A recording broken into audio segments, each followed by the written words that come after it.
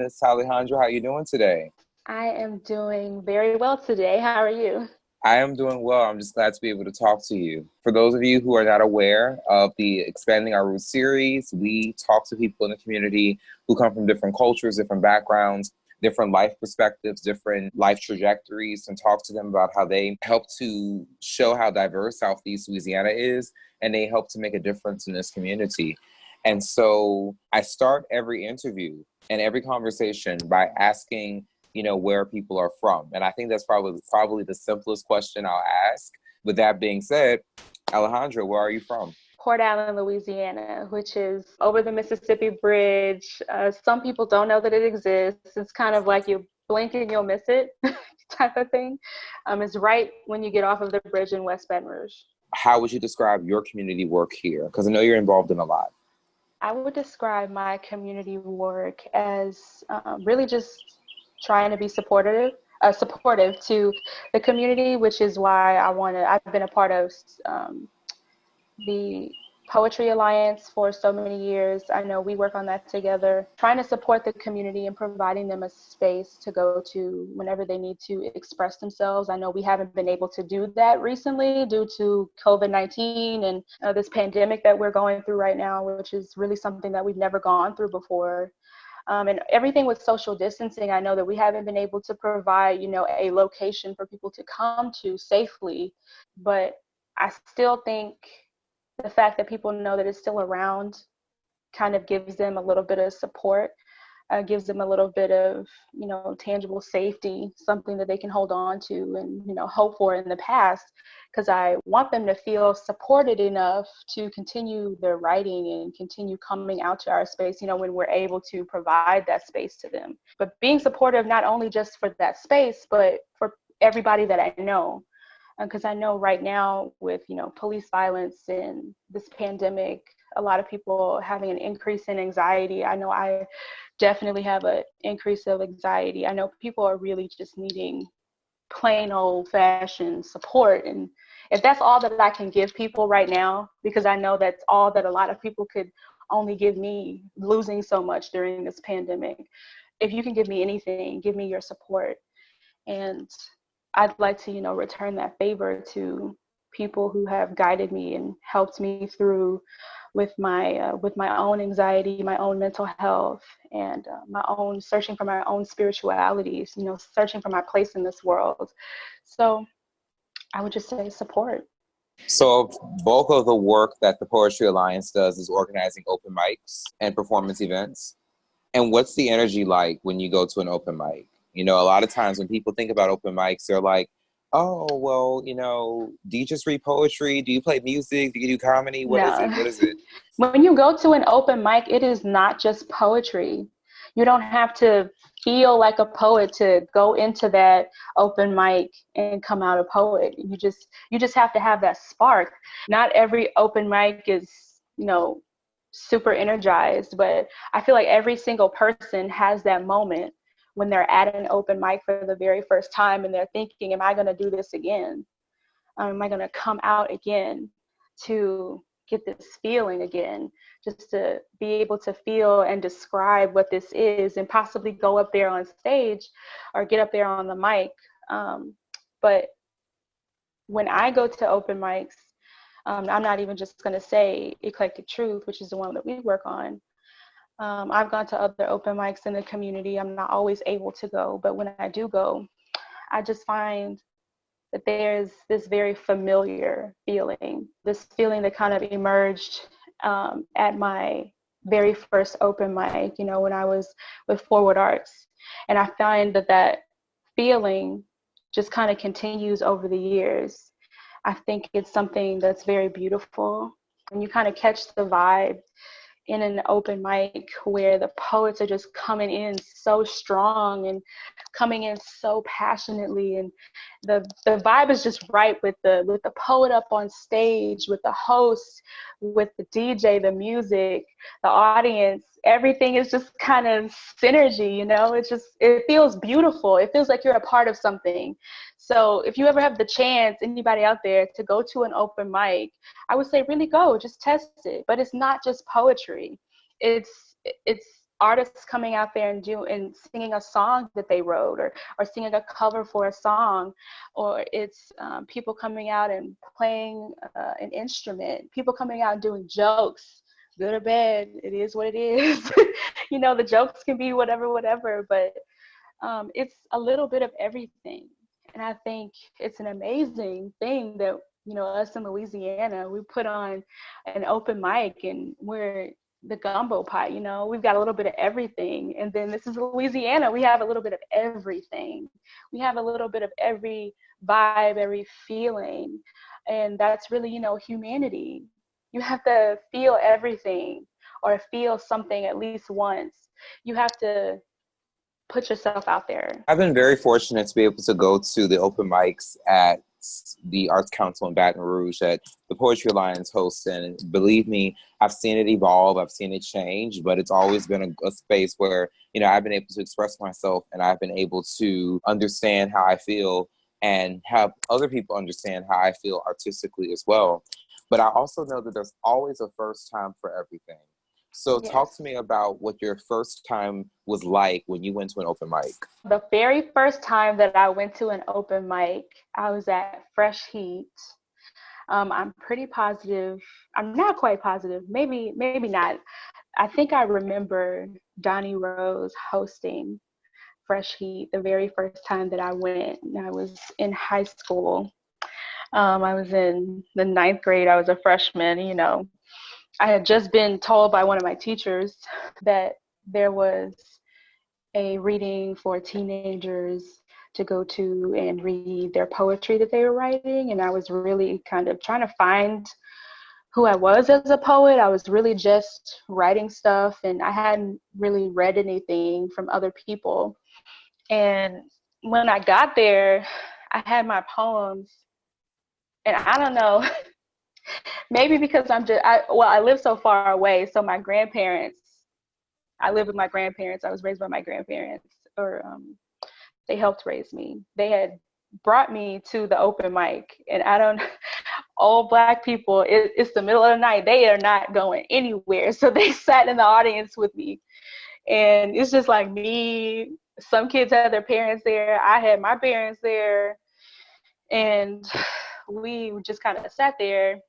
And I had signed up when I came in, and then the lights went down, and I was like, I kind of think my heart skipped a beat a little bit because I wasn't sure what to expect, but I was like a little dramatic thing. All the blue lights were going, and, you know, it's really loud, you know, kids are all over the place. People are talking, people are meeting up for the first time in a month, because sometimes there would be people from different schools, and they would talk after the show, and then they wouldn't see each other again for another month. And I remember seeing everybody who were around my age, who were writing.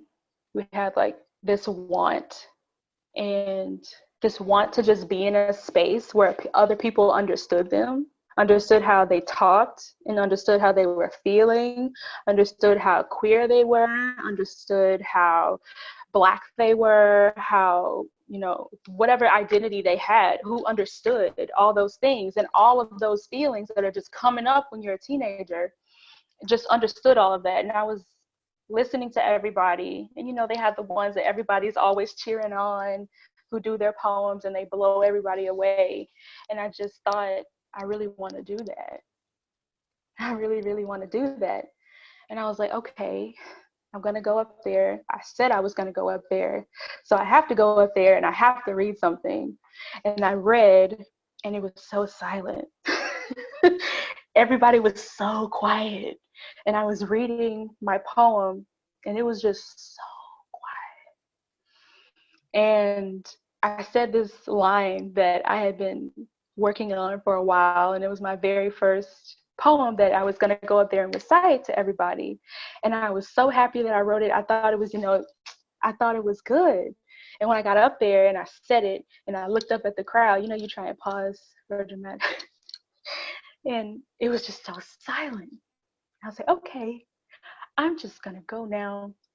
And this never happened. But even though I was like so nervous, and I can think being so nervous, and I felt so bad at the end of going up there and reading. It isn't what everybody would expect. They would be like, okay, you must have went up there, you must have did so well, and then you came up there and you were feeling so good. And I was like, nope, that didn't happen. I was so nervous. I was so nervous, and I was so overwhelmed when I got up there, and I was so excited for those other poets who had went up there. And when I got up there, I just felt like I choked a little.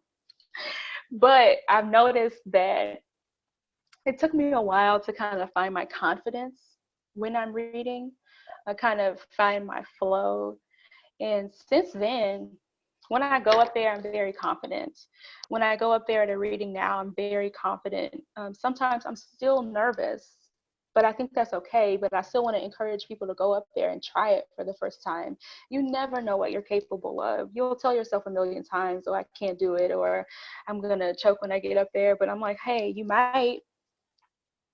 But guess what? You'll be able to do it again, because the people in the room are going to carry you through it. And the people in the room are going to listen to you, and they're going to feel like they know a little bit about you. And that's how you create friends. So, yeah. I remember when I first performed at Fresh Heat, and I was so nervous. I wrote a poem in 10th grade, and I published that, and I wrote that poem and edited the poem about an hour before Fresh Heat started. Read that poem, and I was like, oh my God, I'm going to go after all these really awesome high school poets that are really good at writing, and I'm not bad, but I'm not the best either. And I remember writing a poem and just writing, and just, it was in the middle of my English class in 10th grade. We had something happen. We ended up being in my English class for an extended period of time. And I was writing, and then almost 12 hours later, I'm at this, open mic, and everybody is cheering me like I just sang the national anthem with hitting all the notes, and I had this warm reception. So it was the opposite of maybe your reaction, but I was also self-conscious myself.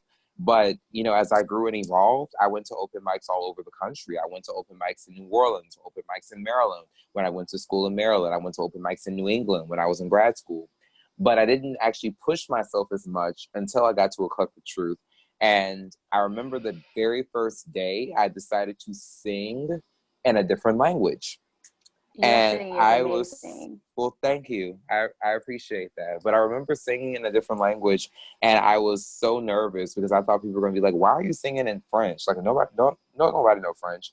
But I sang, and it was almost like I sang in English. And it also was like, again, I hit all the notes of the national anthem. Like, everybody was cheering me much more enthusiastically than any other time I sang in English. And so I just started singing in different languages, and the reception was never cold. No one ever looked at me like, what are you doing? Everybody was always like, yeah, it's so awesome. Oh my God, you can, like, so one person said, I know what you were saying, but I know you could sing. Like, you were singing that song. Yes. And I was like, well, I appreciate you. Thank you. But that's the kind of energy I do get from that space. And I really enjoy, I've interviewed a lot of people, and sometimes they talk about things that I haven't had a chance to participate in, but I know it's wonderful, it's beautiful, it's amazing. But this I've been able to participate in. A lot of things have happened with Eclectic Truth, and there have been a lot of changes and a lot of things that have evolved.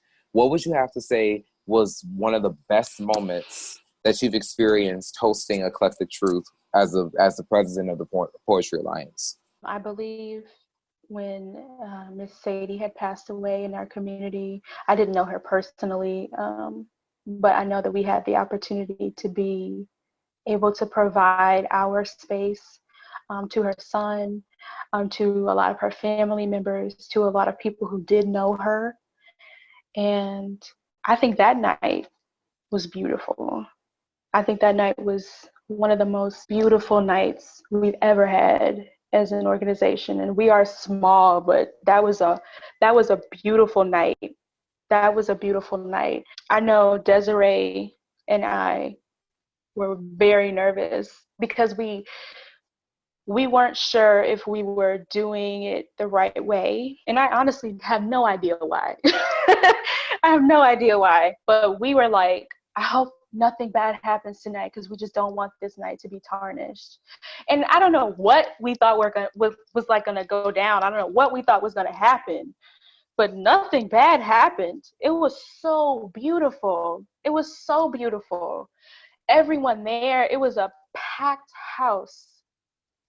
It was beautiful. We had standing room only. People were sitting in the chairs. People were, the whole upstairs of the Arts Council, that whole gallery was packed. It was beautiful. Just the emotion that was showing in the room. It was almost like you could feel what the person next to you was feeling. And like me being an empath, being so empathic, like I could just feel what other people were feeling. I could feel that they were feeling sadness, that they were feeling loss, they were feeling confused, just grieving in their own way, as uniquely as they could. I think being there for that moment was so beautiful for me. That's just in my opinion. I know that a lot of other people were so grateful that we did it. I was grateful that we were just able to provide that space, able to provide that outlet to people. It was amazing. I mean, I was glad that we were able to speak to her son and provide. I think we had a fund as well that we, some assistance that we had provided to him. I was just really happy with that. That was great. I still look back on that and I think that was such a great decision. And I think everything that we just covered the door, got to pay rent. And then I think we gave the whole rest of the door, we gave it to him. And we were so happy to do it. We were so happy to do it. That was great for us. I think we all in the PA, we were all feeling super good together. We were feeling very good together. I felt like that was something that we needed to do. It allowed each and every one of us to kind of grow, I think. I think everybody had a lot of different emotions that night. But I think the bulk of them were positive, which is all I care about. Just for context, Miss Sadie Roberts Joseph was a community activist, and she was the founder of the African American Museum in Baton Rouge. Unfortunately, she was murdered in the summer of last year. So as a result of that tragic event, the Eclectic Truth group open mic hosted a memorial open mic to raise funds for her family and her museum, and it was a huge hit. So that's what Alejandro was referencing. I think those moments are probably one of the greatest moments of open mics, when you're able to bring people together and you're able to bring artists together. There are certain art events that are kind of difficult to organize people around. And typically in smaller cities, open mics are usually the most difficult events to organize. So what have been some of the challenges that you all have experienced, organizing open mics or trying to get people to understand the power and beauty of open mics? The PA Eclectic Truth has kind of, ebbed and flowed throughout the years. We've had shows, just like I said before, where we've been packed and it was beautiful and it was amazing. And then we've had moments where we didn't have a whole lot of people in the audience, but we had people who came to read and we provided that space to them, which is still beautiful, small but mighty crew. I would think we had some years where we, decided not to send teams to different competitions. We had some financial trouble in the past. We've had, I don't want to say that we've had terrible relationships sometimes, but I think, in everyone's life, you go through different things as a group. I think really we haven't had anything terrible prevent us from being able to provide, the community with a reading for that month or that week. I know, like, with a lot of community events and spaces, what happens one year will be very different, for better and for worse, than what happens in the next all the year. Time. Like, I remember when I first came to the space in 2016, the energy was very different than probably our most recent open mic, which happened right before the pandemic. And also that is different from maybe a mid-year mark for me, which was 2 summers ago in 2018. We were still, when, the Poetry Alliance was on the ground floor of the Arts Council where our fire trucks were. So much has changed. I want to know, what is one thing that you want to accomplish with the open mic spaces that are Eclectic Truth? Like, what's one thing that you'd love to do and love to accomplish that you haven't already done? I really just like to grow it. I know we constantly go through this period where we have this influx of new people. I don't know how that happens. Maybe people just decide to move all at once to Louisiana. Then we have new people who show up to the reading. I know we have a lot of students that come to the reading. I like it when people come. I like it, well, people come all the time, but I like it when new people come, because you get such a new energy. You get such the opportunity to make new friends, to hear a new style, to hear a new voice, see a new face. And you don't know who that person is, but I feel like that their energy kind of shifts the energies in the room. And it provides, this opportunity to grow yourself also. But I think I would really like to possibly have more slams in the future, more themed open mics. I think I would like to one day again do like a community chat book kind of deal. I feel like those are always dope. I'm always down to just do anything fun. Anything fun. I'm down to assist with anything fun. If somebody has an idea, I would really love more ideas.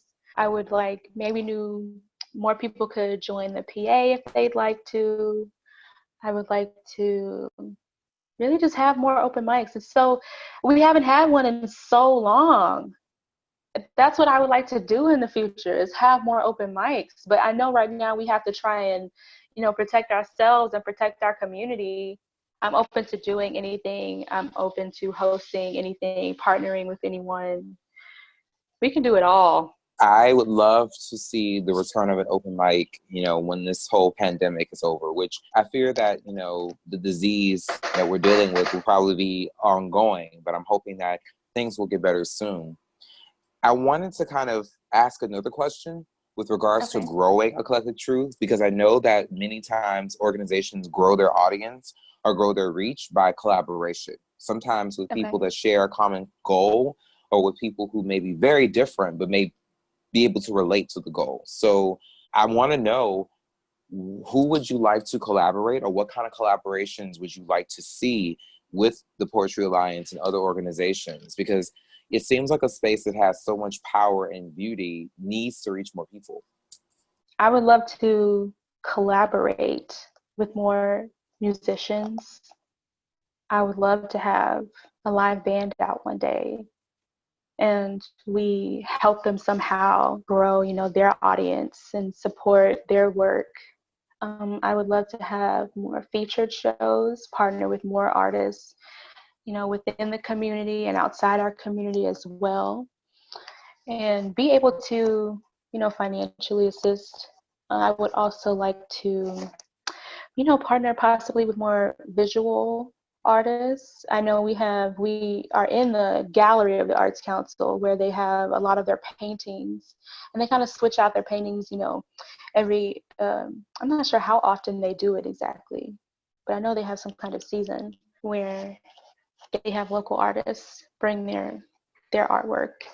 I would love to have possibly partner with someone, have you ever been to one of those shows where they kind of like paint the audience or draw the audience and things like that? Yes. I think people would be interested in something like that. It sounds kind of old school, I haven't been to a reading where anybody had ever done that. I've seen it on TV, but I'd love to be a part of that, What are some ways in which the community can support open mics, and also more specifically Eclectic Truth? You can talk about it. You can really talk about it to anyone that you encounter who's interested in, if you are interested in writing, you may want a space to, get some feedback. And I feel like that would be an opportunity right there. How could people in our community support Eclectic Truth specifically? You can keep coming out, keep writing, really, yourself. When you have content that you want to share, even sometimes if you don't have anything you want to share, you might want to just support others. You might want to come to the reading and just be an active audience member, and that's always beautiful also, because you get to vibe with so many people and vibe with the people next to you, with the artist, with the host, the music, catch a vibe, really. I would say also sharing them on social media. I try and do that myself, whenever I see it, because sometimes I'm not always able to show up. But you can also support your local reading by sharing their flyers, by giving it out to people who you think may be interested. You can also support your local reading with the youth. I know AT we are, everyone is welcome.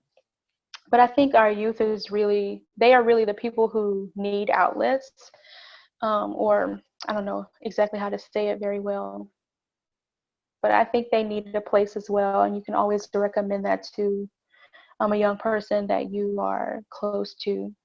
I want to move away from the artistic side of this conversation and kind of transition towards something bigger than the artistic side of our community, and just a general understanding and vision of our community. And, clearly you're someone who's very involved, very connected. You're from Louisiana.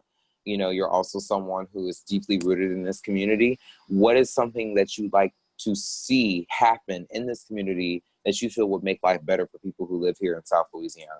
I would really like to see more people come together. I know we're moving away from the artistic side, or the talk about the reading, which is a place where people for so long had come together. But I think now more than ever, we are living in very uncertain times. If you are a part of any marginalized group, we are definitely living in very uncertain times. I would like to see people try and connect in any way that they possibly can. I would love to see the breaking of generational curses, the breaking of so many traumatic cycles that we've had within our community. Living in Baton Rouge, I have seen so many situations where people felt so lost. People felt so alone, like they had nowhere to turn to. And I would really like to see that stops. I would really like to see that someone feels like they have someone to turn to. I think we have a lot of people within our community who feel like they are not able to express themselves. I think we have a lot of youth in our community who are just looking for anyone to provide them some kind of love, and sometimes it's not love. That's not love what they get. What they get is not love, and I've been in that situation myself. I want to see our community be uplifted. I want to see our community come back from very hard times, come back from trauma, come back from hurt. I would like to see us learn to live in our pain and sit in our pain for as long as we need to, and then move away from it. Decide to grow out of it, grow away from it. Because I find that when I've known, just for myself, when you feel like you have nothing but pain surrounding you, you feel like you are nothing but pain. You don't find any other reason for your existence, because you feel like you're just constantly in pain, and you don't feel like anyone can relate to you. But I found that when I found, I guess, my tribe of people, or people that were genuine, and people who were willing to hear me, and people who were wanting to hear me, I found some value in myself. I would like to see our community find value in themselves. I would like them to really, I feel like our community has a lot of people are very insecure. People don't have the answers. And a lot of times they go to the internet to find the answers, unfortunately, and they're not always there. I would like to see our mentally ill be taken care of in this community. I would like to see our elderly be taken care of in this community. I would like to see our youth be taken care of in this community. I would like to see our our Black women and men be taken care of in this community, our non-binary folks be taken care of in this community, trans, queer, all of those communities, I would like to see them be taken care of. And the first thing is how do we do that? And I know that you have been doing a lot to start the conversation within this community, and I think that's valuable.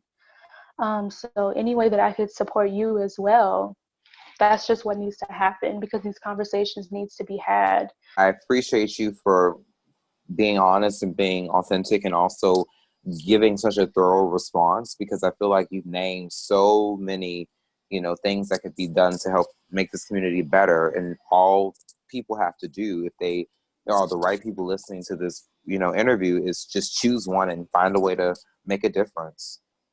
And I know that what you said about a lot of the marginalized people in our community is even more important now, especially considering what's happening at the time of this recording in Minnesota, Minneapolis, with the police brutality incidents that have been taking place across, the country, and other incidents in which, police violence or police have been weaponized in many different ways. And this isn't to say that all police are bad or all police are just here Absolutely to, not. Yeah. kill people. That's not what we're trying to say at all. And that's not the kind Exactly. of No. conversation I want to have. But clearly, we have to have a conversation that is moving towards empathy on the fact that, Yes. there are a lot of people of color, of Black and, Black people, men and women, children, people who are non-binary, people who are in other like minority groups such as the LGBTQ community, or immigrants who don't necessarily feel as though, they're protected by law enforcement. And so that those conversations need to be had, and a greater conversation on the elderly needs to be had, because oftentimes they are not seen as Worth it. as fit, worth it, and they're oftentimes disposable because they've aged out of the workforce, or they need more assistance as they get older. And I don't think that's right at all, just from a personal standpoint. That being said, I feel like there's more to us than our struggles as social activists, more to us than our identities as artists. We are complex people. We are people with dimensions of identity, and we are also people who are human at the end of the day. So what is something that you want people to know about you that you haven't had a chance to share during the course of this interview? I don't know if this may be too personal, but this is something that I wouldn't mind sharing. I am working on my inner self. I have not always been very confident. I have not always been able to put myself out there. I have not always been honest with myself.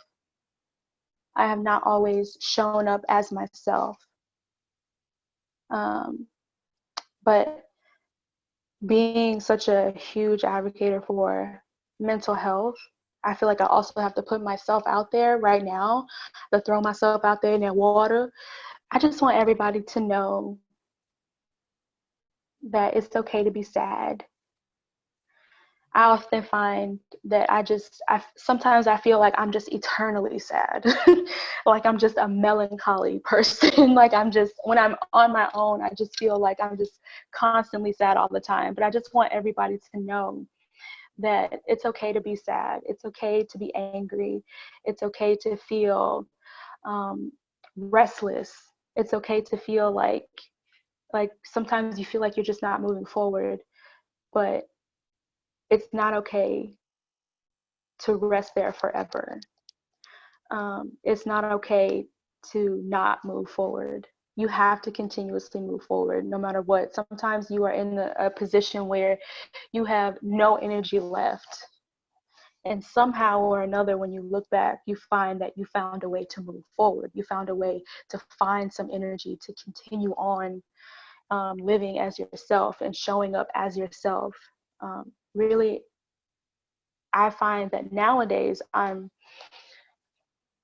more willing to tell myself, okay, you feel this way, but what are the steps that you are willing to take to never feel this again? Or are you willing to Are you willing to feel this emotion? And are you willing to analyze why you're feeling this emotion? Because that's also a step too.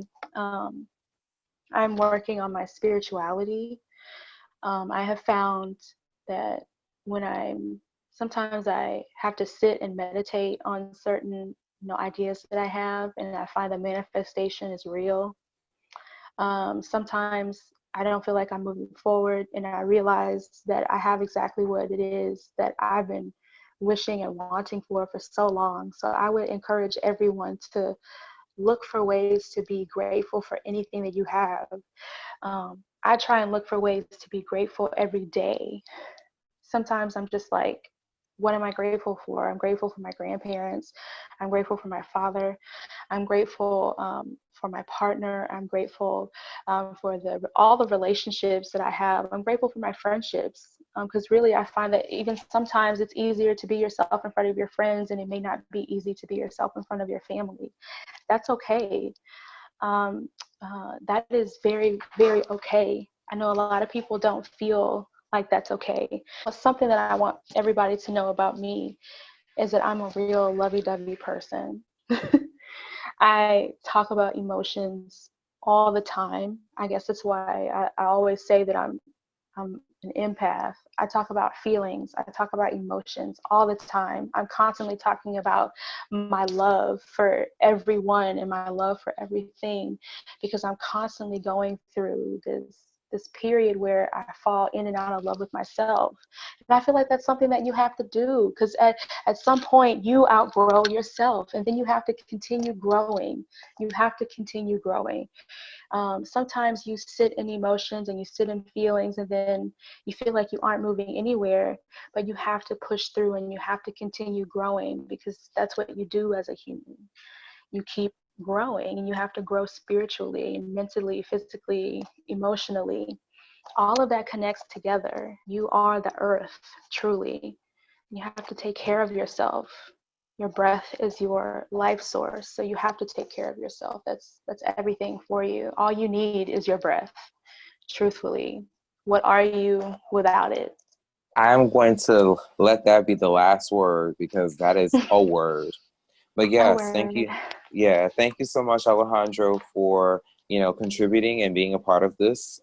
Thank you for being honest and sharing so openly, and also I thank you for just being a part of this interview series. I hope that you found it an effort and an opportunity for you to express yourself authentically and to share with the community, what you're doing and how you're working to make Baton Rouge and South Louisiana a better place to live. No problem. I'm happy to assist you in any way that I can. Like I said before, I'm not always able to show up in person. I'm not always able to show up in the ways that other people may need me to be. But any way that I could possibly be of any kind of assistance, either near or far, I am definitely there for you. I appreciate the support, and I'm really humble to have it. But in the meantime, I hope you take care. I hope that you're staying safe. I know you're an essential worker, so I hope that you are taking care of yourself. Yes, I hope you're taking care of yourself, and you're, giving yourself enough energy to be physically, emotionally, and mentally healthy. And, just stay optimistic, because we will get through this. Yes, we will.